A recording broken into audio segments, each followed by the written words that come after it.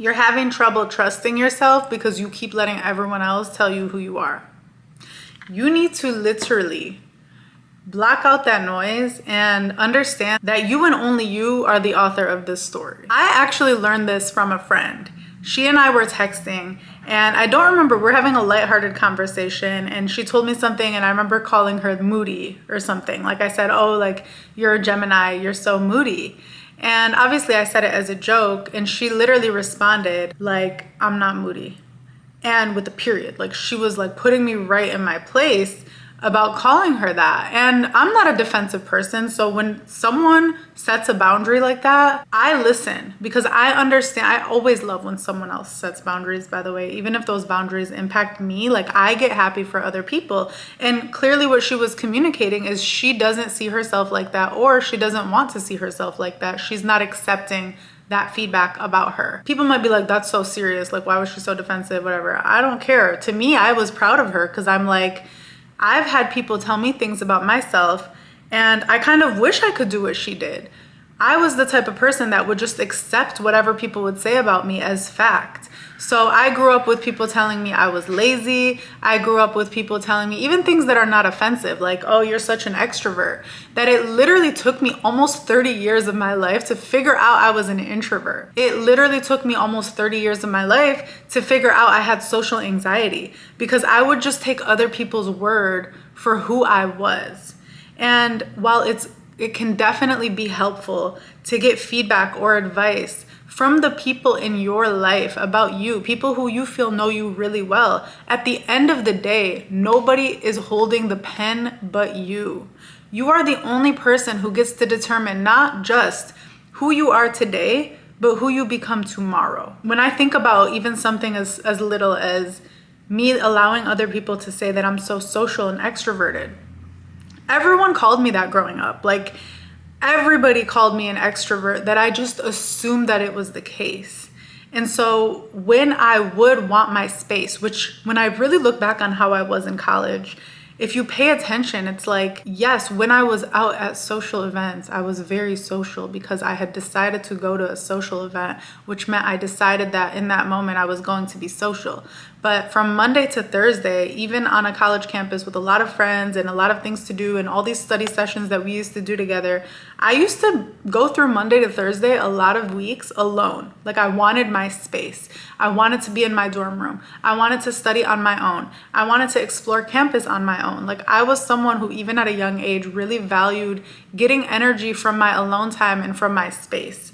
I'm currently recording this as my husband is out of town. I am always excited to have my apartment to myself, not because I don't love him and miss him and text him crying half the time, not actually crying, calm down, but like texting him saying how much I miss him and I miss sleeping by him. I'm someone who's really good at being in my own energy and in my own space because I'm an introvert. Had I known I was an introvert all those years, had I sat and asked myself, no, wait, who am I really? Instead of just taking other people's word for it, I would have been able to better honor myself in certain moments. I would have been able to better honor my boundaries when friends were trying to pressure me to go out and I didn't want to go out. And because I was such an extrovert and so social, according to them, I didn't understand that what I was asking for in that moment was space and time alone. Like, I wanted them to go out without me so I could be alone and in my own space and in my own peace and in my own thoughts. I like my long car drives because I wanted to be alone in my own thoughts. I would have people ask me if they can be my gym buddy, and nothing would annoy me more than the thought of working out with somebody, because I like the thought of working out alone, even to this day. You need to understand that when you finally get to a point where you decide that you're gonna shut off all collaborators on this Google Doc that is your life and your identity. You're going to shut off all comments. You're gonna restrict access to this Google Doc. And when you go into this Google Doc that is your life and your identity, and you start typing on your own, you're gonna finally start meeting yourself. And you cannot meet yourself right now as long as you have everyone and their mother leaving comments and track changes in your little Google Doc. I don't know if you could tell, but I was an English major and an English teacher, so that's why these Google Doc analogies come so clearly to me. But it's like, once you shut out all of that noise and stop accepting all of this noise and feedback and commentary about who you are and who you're becoming, you can start to meet yourself and get to know yourself. When I decided to do that, it was around 2019. I had a lot of stuff going on, lots of family stuff, and I just decided that I was gonna stop accepting feedback about who I was. I'm just closing this off for right now. I'm under construction and I don't want anyone to tell me anything. I wanna focus on myself and who I'm becoming. And it wasn't until then where I was like, oh, I have social anxiety. That makes so much sense. And I remember like bringing it up in front of my mom, your mother, who's supposed to know you the best, which my mom knows me really well, which is why I would always accept her feedback or thoughts about me, because I valued her opinion even more than my own for a lot of my life. And I remember bringing it to her and she just started laughing at me like, what, you have social anxiety? And that's when I remember like, this is why I shut it off. And I wasn't mad at her, don't get me wrong. Like, I thought it was funny, but it just was another reminder of, no, she doesn't know you best. You know you best. She might know you second best, but you can still teach her about you because you know you best. And sure enough, I did teach her, like, Mom, just because I seem confident, just because I can, speak on stage, doesn't mean that I don't have social anxiety in other situations. Because I never allowed myself to even entertain that as a thought before, I had no idea why. When I was in these college classrooms and I raised my hand to ask the professor a question, my heart would literally be out of my chest up until they called on me. And when they called on me, I would be nervous to ask my question. Even after they've answered my question and they moved on, I would sit and question if what I said was stupid for the 3 minutes and maybe even 5 minutes after I spoke and they've moved on. And I would just think that everyone was thinking I was stupid. I don't know what you want to call that, but I call that social anxiety. Like, maybe it flares up in some moments and maybe it doesn't flare up in other moments. Like, for some reason, getting on video, I'm not really anxious. I've never really been anxious in front of a camera. For some reason, getting up on stage and presenting in front of people, if I felt confident about what I was presenting, that didn't flare up my social anxiety the same way asking a question in class or going out to a wedding where I'm gonna see a lot of people that I haven't seen in a long time. I would get extremely anxious to the point where even weeks before the event, I would be thinking about it. But now looking back, I'm like, no, I had a lot of social anxiety about that. And had I just allowed myself to meet myself for who I really was in that moment, I could have, number one, understood that, and number two, taking care of whatever that version of myself needed. I want you to understand that it's so important for you to take that pen back to whoever you've given it out to. This is your story, which means only you get to write who you are and only you get to write out who you are becoming. Just because you have been known as something today does not mean that you don't have the rights to change that tomorrow. If you are known as a person who is interested in football today, that doesn't mean you can't try soccer tomorrow. That doesn't mean you can't get into freaking, I don't know why pottery is the thing that's coming to my mind right now, but it's like, just because I'm someone who historically has not liked running, doesn't mean that tomorrow I can't decide to run a marathon. Life is so big. Like, there are so many moments and opportunities for us to take advantage of. We would really be hurting ourselves if we just kept the same identity for our entire life and didn't allow ourselves the flexibility and the freedom to explore different things about who we want to be. That is something that I'm really, really, really leaning into.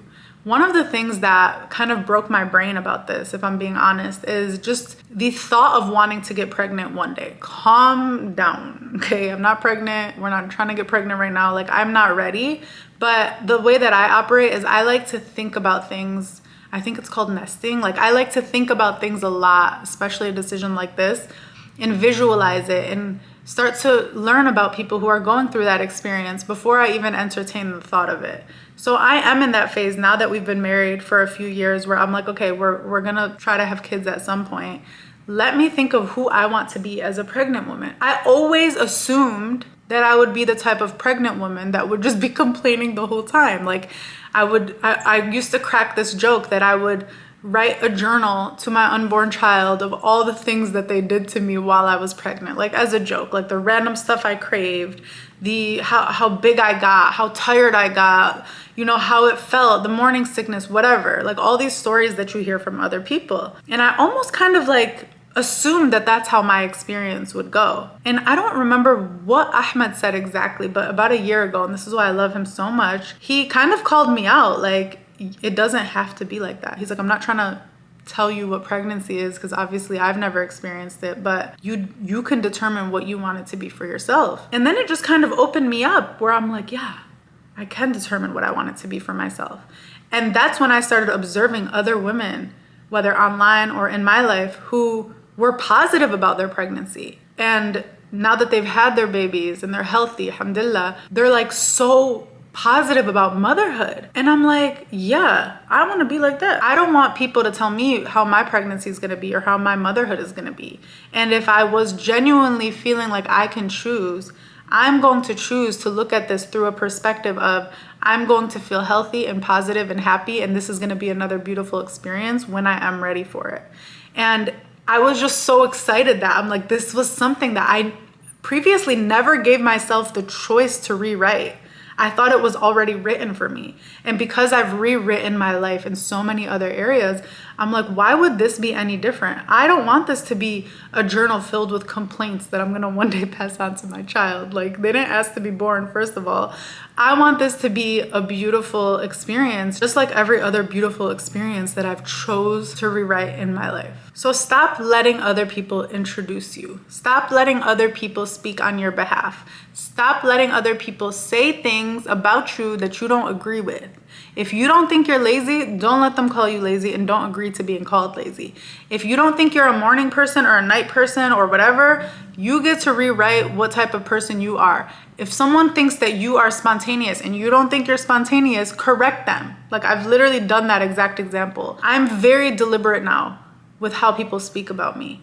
When people say something to me, I will correct them. I will literally edit their sentence as we speak, because I know me. I am the authority on me. I am the expert on what it means to be me, and I am the only person who is actively creating the experience that is being me. Okay? So take that power back. I know you might think it's not that deep, but I promise you, the words that you say out loud and the words that you allow other people to say out loud, they hold a lot of power. There's literally energy in that language. So in that moment right there, don't wait. In that moment right there, feel free to gently correct people. And if you need help on how to set boundaries, I have a video about that. I have a few videos about that. It's one of my favorite topics. I hope this was the pep talk that you needed. I love you so much. And as always, stay powerful, my loves.